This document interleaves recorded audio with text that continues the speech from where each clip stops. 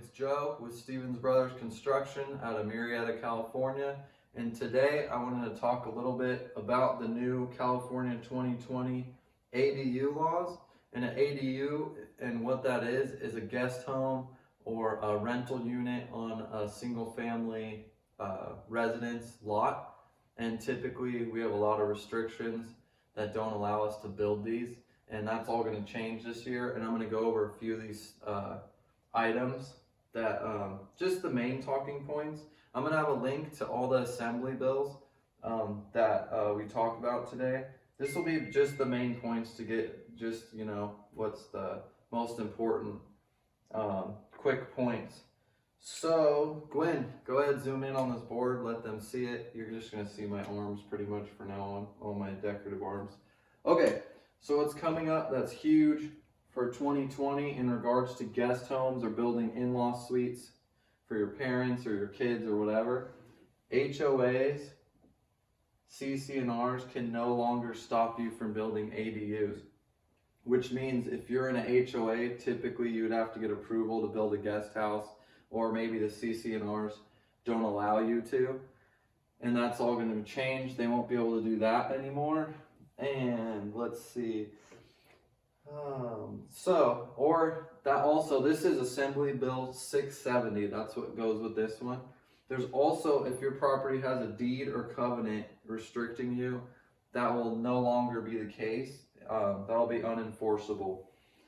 All right, next would be that you get to have up to 3 units on one property. So what that means is if you have the space, you could technically have your main residence, another rental unit, and one more. And so essentially what it would mean is you could basically have a triplex on your property. And that would be, let's see, Assembly Bill 68. And there is still, don't get me wrong, I'm not a lawyer. This is just the consensus and the basics. I would still look into it. There's still some restrictions on this. Obviously, you're going to have enough space for it, utilities. There's a whole bunch that goes into it. All right. So if you have a dwelling unit, which most of the time we build them around 600 square feet, there will be no impact fees. So what they're trying to do is streamline and make it more affordable for housing. And the fees are a huge burden already. So this will help a little bit. Typically, like I said, we're about 600 square feet on our additions. Some of them go as little as $4.99, because if you go $4.99, there's no school fees if it's under 500 square feet.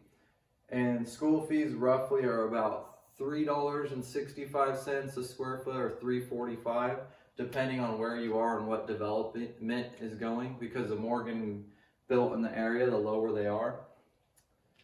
All right, and that's the impact fees would be Assembly Bill 13.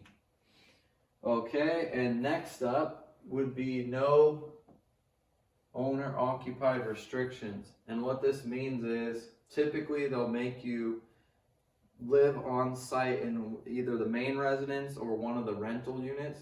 That'll no longer be the case. You'll be able to live off site in your own house or wherever, separate.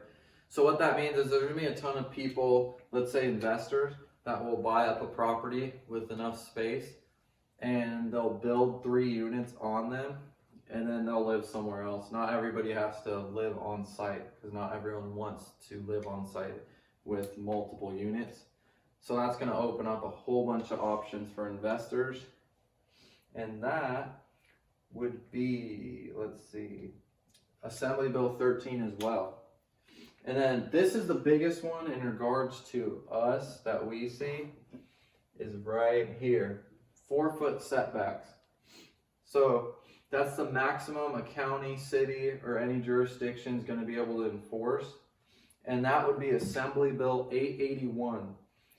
And what that does is opens up a ton of people's properties who previously would like to do an addition but did not have the space to do it. Because say, for example, on my lot, I have a 20-foot setback currently, and I have about 30 feet. So I wouldn't be able to fit an ADU on my property with those. Now I'll be able to, because I'll be able to build up to my property line 4 feet. So that's huge, because regularly we go on the estimates and people say, I have the lot size, I have the lot size. And then we go there and the setbacks are too big, so you can't fit. So that's huge. That's the main one right there that is going to help development for sure. Let's see, let's bring the samples. I'm going to walk over here real quick. I'll show you, because we're actually building an addition right now. And we had to go to the city. And let's see if I can pull it up. Here we go. Gwen, can we zoom in on this? On just the iPad? Here, let me see if we get it. There. Alright. That's as far as it'll zoom for now. Alright, cool. We'll see. Okay, we'll see. That's fine. I'm sure they'll be able to see.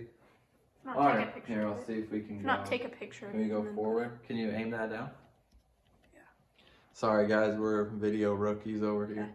All right, hopefully you can see it. So I think you can see this. Like I said, excuse the video. We're not video professionals. I build for a living. But on here, we added this space on, and you can see the lot size. And you can see the red area. I had to go to the city and see if they'd let me build a little bit closer to the property line right here, which was 10 feet, and the rear was 20. Because you can see on this lot right here, there's a huge amount of space to go back. Their setback was 20 feet, which took them to where they can only expand 7 feet. As of the new year, you'll be able to go all the way out to within 4 feet of this fence line, 4 feet of there, and 4 feet of there. So I argued with the city just 6 months ago, we'll say, over going from 10 feet to 7 feet.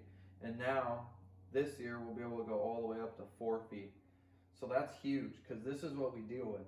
People want the addition, we go there, check setbacks. They made them so big because they wanted to stop people from doing this, and they're not going to be able to do it anymore. And that's basically because of the housing shortage in California. All right, zoom out. All right, so these are just the main points of what's coming up. And I forgot, actually, there's one more thing. Actually, I forgot right on the board. Garage conversions, which is huge. We get a lot of calls for that. So we're going to be able to actually convert garages into living space without actually having a garage on your house anymore. So you don't have to replace the parking spaces that you take away from the house. So you won't be required to have covered parking, which is insane.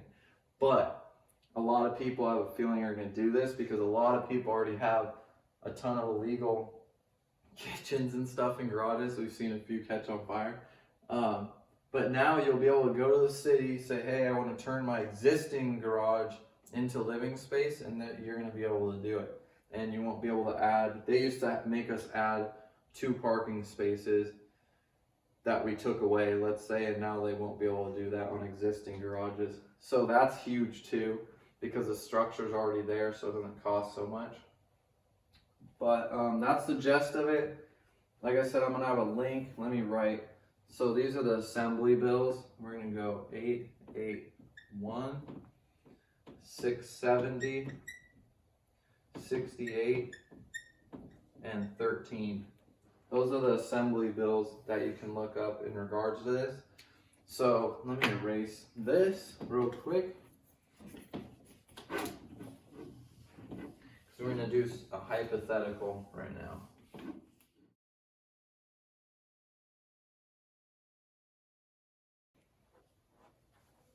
Okay, so just one scenario where this is going to help, and I tried to break it down as best as I could. Like I said, I'm not exactly the best at explaining everything when it comes to this. I know about it, I have a hard time conveying it. So anyways, let's just get started. Let's say family 1 has a mortgage of $2,500, okay? That's for like $400,000, 10% down, whatever.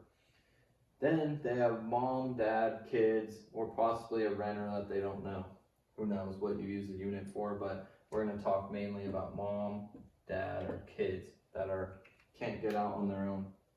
Let's say in this area, we'll say a basic rental home or apartment starts at $1,700.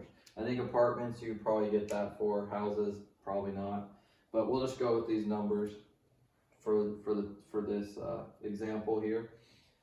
Okay, so let's say mom and dad want to move on your property or your kids instead of paying rent to, who knows, the rich building owner or the apartment complex owner. Okay, so you're gonna borrow 100K. Interest 5%, duration 10 years, payment $1,060. So we'll just round that up to 1,100 roughly. Okay, so family one builds out. Mom, dad, kids, renter, whoever move in, and we're gonna say that you charge them $1,300 a month. So what this does is it makes you $200 a month up here.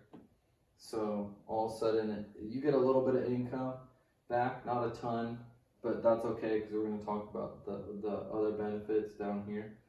And then not only do you get $1,300, your mom, dad, or kids no longer rent at $1,700. They save $400 a month, which makes it a lot more affordable. Okay, so right here, of course, I just talked about it. Family one makes $200 a month. Not a ton of value up front as far as like making a monthly income, but in 10 years, it's paid for. So all of a sudden in 10 years, you'd be netting $1,300 a month plus whatever rent goes up in that time span. So monthly, all of a sudden you'd be bringing in that amount of money. Your property value will go up. Of course, having a rental unit on the property will make your value go up immensely because that's a huge asset. The biggest one that we see is family money stays within the family, meaning rather than your mom or dad or your kids paying to an apartment complex or renting someone else's house, paying their mortgage, they'll now be contributing their money to your family. And I'd rather keep, I mean, I don't know about everybody, but I would prefer if my kids kept their money in our family because in the end, big bad Joe, me, when I hit the ground, my kids are going to get everything that I have.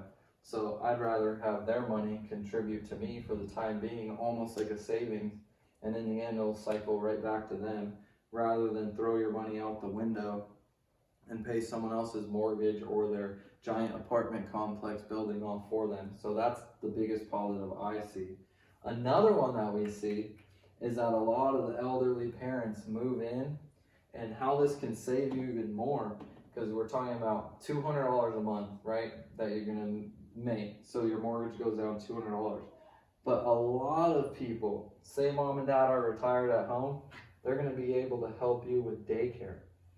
So all of a sudden, maybe you save $200 a month, but maybe you save even more on daycare costs. Maybe your parents can watch your kids for a lot less than a daycare place, or maybe they can pick them up a couple hours earlier, saving you a ton. So all of a sudden, family one saves, let's say $500 a month.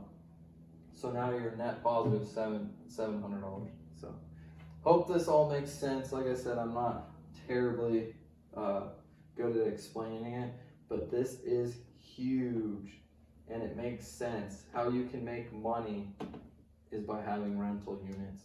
So hope you guys enjoyed. Any questions, let me know.